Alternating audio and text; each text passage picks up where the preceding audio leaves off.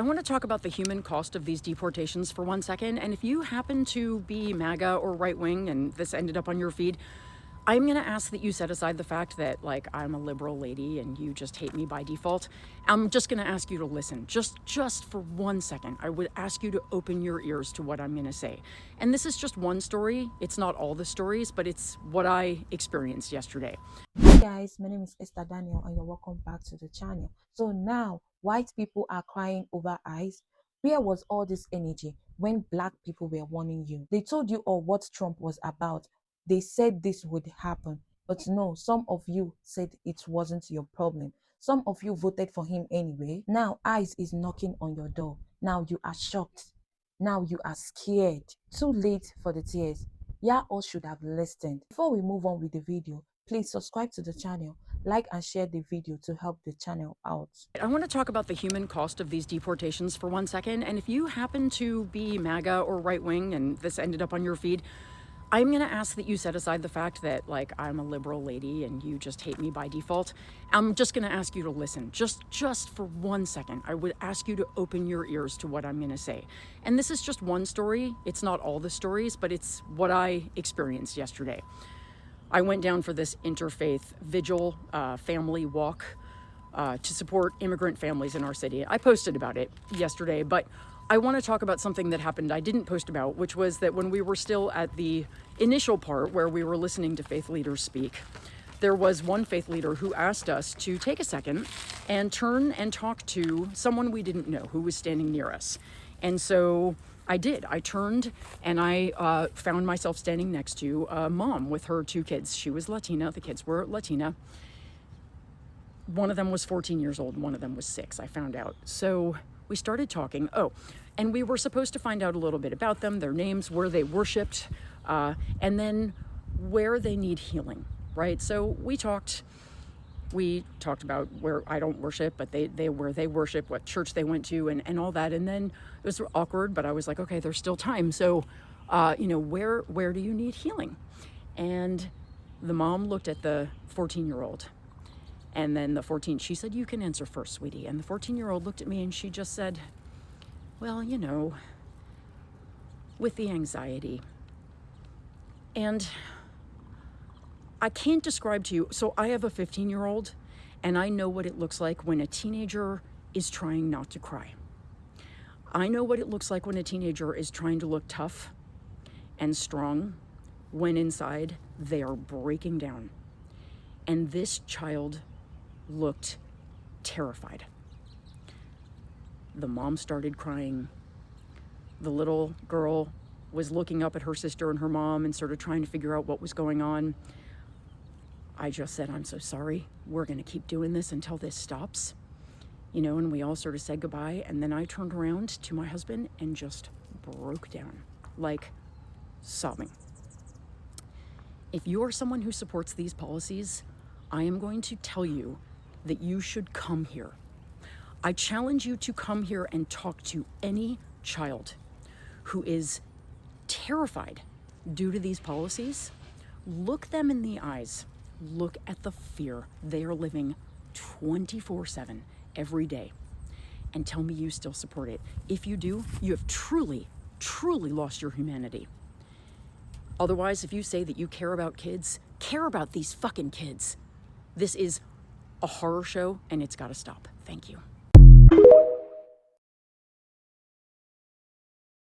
I have a question about immigration and the border and immigrants, illegal, whatever. Why are you so worried about it? Seriously, like, really think about it. Why are you so concerned? Is it a burden on your life? What are they doing to you? Why are you so up in arms about it? And before you say, well, they're a burden to the economy. No, they're not. Them being here is highly beneficial across multiple subjects. Look it up. It's not that difficult. They pay taxes. Is it the crime? No, because you've looked that up, right? And you know that they're no different than us. We commit crimes, right? So you can't use that. So what is it? Seriously, really think about it. Don't say they're taking our jobs, because they're not. What they're doing is they're coming in here and they're doing the jobs that we won't do for the price that pays to do those jobs. And that feeds right back into the economy. Plain and simple. Look it up. All this stuff you can find it anywhere. Look it up. And don't say, well, they're violent. They're violent right now because ICE is kidnapping their friends and family. Period. Masked men are kidnapping immigrants. Point blank. I would be up in arms also, as would you, I would hope. And before you say, well, they broke the law and they're here illegally. You've never broken the law? Never? Never once? Nothing? You've never broken any law? What's the difference between the small laws or the laws you've broken and the laws they're breaking? Nothing. Nothing. It's just, that's where you say, well, they're immigrants and they're breaking the law and they need to get out of here. It makes no sense because if you look it up, they are not affecting you at all. So explain it to me. Hop in my comments and let me know because I'm confused. 1,000%. Let me know how immigrants are hurting your life in my comments. Y'all take care of yourself. Love you. He is so stupid. Why did he do that? I don't agree to use the military. Breaking news. General Mark just refused to carry out Trump's order. Multiple sources confirm Trump personally pressured General Mark to deploy active duty troops into Los Angeles, Chicago, and other so-called sanctuary cities for sweeping military-style raids. If that order had gone through, America would have witnessed something unprecedented in peacetime. Soldiers stationed at elementary school gates, checking children's IDs, military vehicles surrounding immigrant families' homes in the dead of night, everyday neighborhoods turned into militarized lockdown zones, all because someone doesn't look American enough. But this time, someone stood in the way. Since the Militia Act of 1878, the U.S. has had a hard rule. The military cannot be used against its own people. This week, a general stood up and defended that line for all of us. Whatever your political views, one thing is clear. When soldiers refuse unlawful orders, they're not betraying their country. They're protecting all of us from being dragged into a war mindset. They are the last line of defense for American democracy. When a president tries to overstep, does the military have a duty to say no? If that day ever comes, do you want our soldiers to obey unchecked power or to defend democracy itself? Comment below, because what happens next defines what kind of country we really are. You watch out. That was necessary. It was not necessary. It was not necessary. You know that. You know that. It's not necessary. You just wanted to do that for yourself. Why'd you do that? Why'd you do that? What are you spitting on the... We'll do one more question. Sure. Just another thing. Do you think that the administration has been too aggressive with the deportation efforts? Like, are non-criminals getting caught up in the dragnet as well? No, look, I don't think that we've been too aggressive at all. I mean, first of all, any time that a mistake has been made, we correct that mistake very quickly. But the unfortunate reality is that Joe Biden let in 15 to 20 million illegal aliens into this country, and there is no way for us to actually get those unlawful, illegal immigrants out of the United States of America without some serious law enforcement. Alert. Confirmed ICE raids today, June 17th, 2025 in Fayetteville, Arkansas, off of Martin Luther King Boulevard in Weddington. As you can see here, here's one of the ICE agents. His bulletproof vest says police and his face is fully covered. Here is a scene in Fayetteville, Arkansas today off of Martin Luther King exit in Weddington of a man being detained by one of these masked men. This is a statement by the mayor, Molly Ron, in Fayetteville that said at 9 a.m., FPD received a request for assistance from an Arkansas State Police related to a traffic stop near I-49 and exit 64. Fayetteville Police Sergeant responded to the scene and observed both Arkansas State Police and U.S. Immigration and Customs Enforcement personnel present. FPD, Fayetteville Police, had no further involvement in the investigation and left the scene. FPD does not participate in civil immigration enforcement violations. So going off of that, I have a question. This masked dude, his bulletproof vest says police. Fayetteville Police Department said it wasn't them, it was Border and Immigrations. Why does this say police if he's not one of our police? And what jurisdiction does he have here? How could we know? Because he has a mask and no identification on. As a US citizen who believes in one, due process, that everybody should have a right to a hearing, to an attorney, and two, that we should be arrested and detained by people who have their face showing and identification showing, no question. I am outraged and I am terrified and I am scared. If there's no need for identification and you can just detain people with no warrant, are any of us safe? Truly, are any of us safe? Right now is the time to use our voice. Right now is the time to demand change. Right now is the time to say we demand as American citizens and people in our country that we have due process. We demand that people detaining people in our country have identification and show their faces. And we demand that people in our country and in Fayetteville, Arkansas, that are detained are traceable. Their families should be able to find them, and we should be able to know where they're at and if they're safe. Okay, so I want people who don't live in Los Angeles to hear what we are going through right now. I was just talking to my girlfriend, making plans for later tonight, and she said, oh, by the way, my neighbor got taken today by ICE.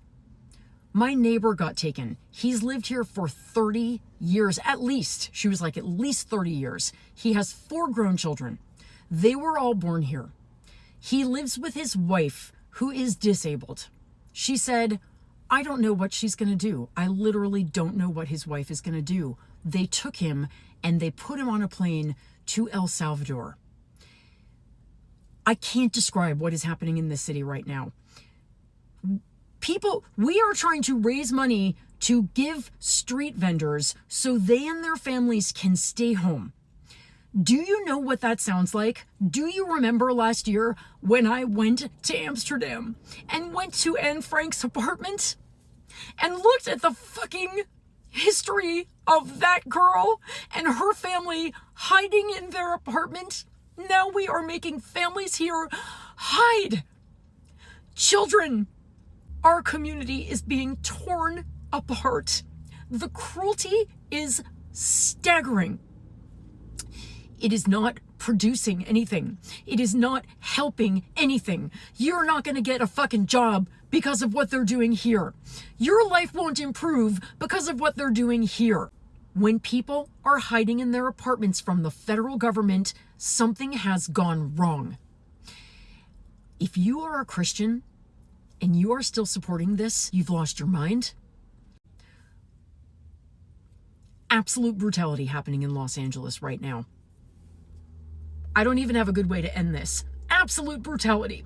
You know why Trump is invading Los Angeles, right? Not because he wants to be a dictator. It's not because he hates Gavin Newsom. It's not even because he hates immigrants. All these things are true, of course, but they aren't the primary reason. Think through it for a second. His economic agenda is dead. His foreign policy is dead. Canada, Panama, and Greenland are still not ours. RFK has gone fully rogue, clubbing public health policies over the heads like they were baby bears with brainworms. Elon Musk thinks he's a cuck. His federal layoffs are backfiring in his face. I don't think he's seen Ivanka in 4 years. Melania definitely thinks he's a douche. Barron can't get into Harvard, which, if you recall, still has foreign students. And I tried to book a vacation suite at the Gaza Strip Trump Hotel. It turns out that wasn't real either. 5 months of failure without a single meaningful policy signed by Donald Trump. He can't even get a simple budget through the government he controls. His second term so far has been a conveyor belt for press releases from his desk to the shred bin at the Supreme Court, leaving him nothing more than the power conveyed by a handful of centuries-old emergency powers that I think honestly Congress would have gotten rid of if anyone believed a future president would be stupid enough to try to use them. But just like we saw with the Alien Enemies Act, I think it's extremely unlikely those other obscure emergency powers will hold up under scrutiny. Donald Trump didn't invade Los Angeles because it's something that needs to be done. He invaded Los Angeles for one reason only. He doesn't know what else to do. This is not new for the black folks.